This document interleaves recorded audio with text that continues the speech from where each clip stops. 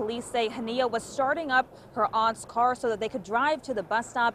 That's when police say the suspect pushed Hania into the car and drove off. And the vehicle was found abandoned here off of Quincy and Alamac Road around 8 o'clock this morning. The search does continue for Hania this afternoon. Strong wind gust tonight and lots of heavy rain. I want to show you right behind me, this Marriott sign is just getting torn right off. The wind again is just so strong. It is such a tragedy. Deputy Turner died tonight at McLeod. She had been in the ICU since the October 3rd shooting, and members of her family tell me she sustained gunshot wounds to the torso and to the leg. She says when they returned home and saw this, they were absolutely devastated. Governor McMaster said while it's unfortunate that this situation happened, he said it's not surprising given the dangerous nature of inmates in maximum security prisons. A record number of absentee ballots were sent out. We're talking 8,000 ballots. The city tore down trees in this vacant lot to make room for 6 new single-family houses.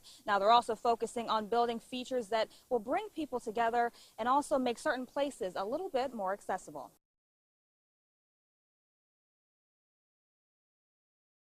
I spoke with one man who says he has faith that the federal government will do what they can to make sure the money gets here to South Lumberton, but he says he feels South Lumberton was forgotten in the aftermath of Hurricane Matthew, and he doesn't want that to happen again.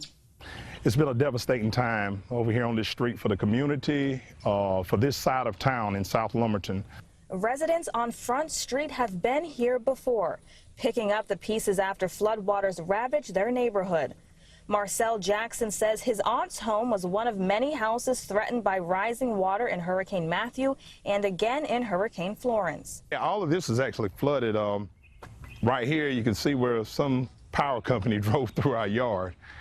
And you can see how wet the ground is, and also you can also see during Matthew, that's where the water actually came up on the brick right there. Okay, that's what I thought, yeah. So that's a few feet of water. Yes, yes. Probably looks like about 2 or 3 feet? Or... Yeah. Jackson says the impacts of 2 major hurricanes in 2 years are taking a toll on the community, especially financially. But the south side of Lumberton has not received what's owed to them. They have not received the benefits, the funds. We have not received the support that we need on South Lumberton. I will say that, and I stand on that. As they continue waiting for federal relief funds, Governor Roy Cooper is vowing to expedite the process. We have a lot of people who were hurt twice, and we've asked the federal government for flexibility in our efforts to make sure that everybody is covered. Jackson says he believes the governor, but ultimately he puts his faith in a higher power. I put my trust in God, and I trust him for all things. I'll say it's a blessed by God community. You have some real people here who believe in prayer. He also says some of the roads here are so badly flooded, he and some of his neighbors haven't been able to make it to work, which has taken a financial toll on the community. But he says they're all rallying together to support one another. Reporting in Lumberton, Erin Brown for News 13. Well, as you can imagine, it has just been such an emotional day for Hania's family. They say they're devastated, and they're just asking that her kidnapper bring her home safely. Que Dios me la entregue con bien. 13-year-old Hania Aguilar's family just wants her home. She said that the family feels devastated right now, and that they hope that whoever took her away can return her safe and sound, because she's a good girl and the family right now is super devastated. They're begging her kidnapper to bring her back after snatching her from her aunt's front yard this morning.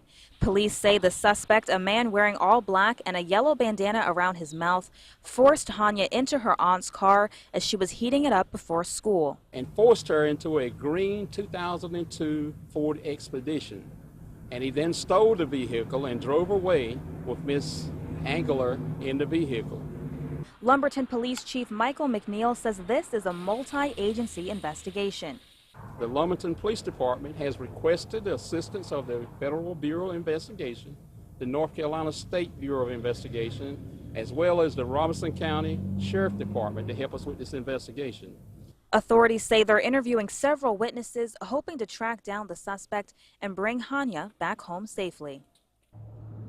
And as of right now, police do not have a suspect description, but if you see Hania or the vehicle, you are urged to call 911 immediately. You can also call Lumberton Police at 910-671-3845. Reporting in Lumberton, Erin Brown for News 13. Robert Bunch attempted sobriety 4 times before coming to Owl's Nest Recovery Center. He says he started abusing painkillers when he got his wisdom teeth taken out. I thought my legacy was going to be to die from addiction. Life has new meaning for Robert Bunch, an alumni of the rehabilitation program at Owl's Nest Recovery Center. The 23-year-old says his fall to addiction was due to a mixture of character flaws. I was a selfish, egotistical person before I even started doing drugs. And peer pressure. He says his days of abusing painkillers started when he got his wisdom teeth taken out. I already had friends who were in active addiction, and when they came to find out the prescription that I had, they recommended me, you know, you take so many, you'll feel this type of way. And me being the yes man that I was, I took their advice, and you know, I was like Superman, you know.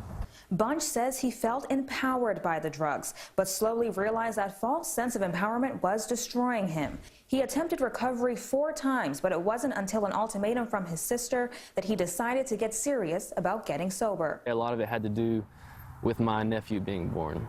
If I didn't stop doing what I was doing, that I would have no part in his life. And it really hit me hard that night, and probably 2 weeks after that, I was here. Bunch is now using his story to inspire others to choose life over drugs. I thought that if I changed who I was, nobody would like me. You know, nobody would like who Rob really is. And that's not the case. I have more friends today that I can actually rely on than I ever had before. You know, there is hope for people like us, and change is good. And currently there are 78 residents going through short and long-term programs. Reporting live in Florence, Erin Brown for News 13.